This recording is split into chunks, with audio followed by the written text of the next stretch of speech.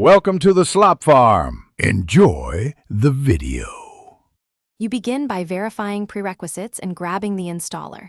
Open PowerShell and run Python version to check what you have. Once done, choose the matching Windows installer architecture, 64-bit for most modern machines, and download it. Make sure to export pip packages with pip freeze requirements. TXT so you can recreate environments. Also backup project virtualins or note their paths. This prevents lost dependencies and speeds recovery if you need to revert. You run the installer and act intentionally.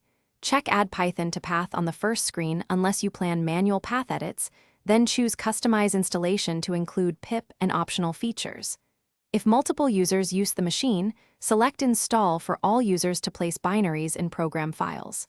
After installation, verify with Python version and pi-0p to list versions.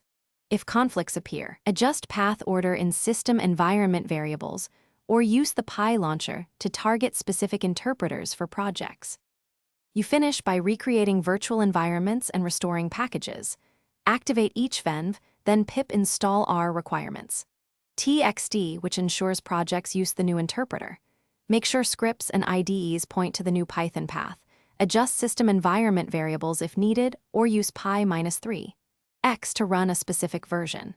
If something goes wrong, first verify path entries and the Pi launcher configuration, then reinstall any packages that failed to build.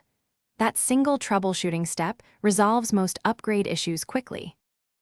Thanks for watching. Consider subscribing if we helped you today.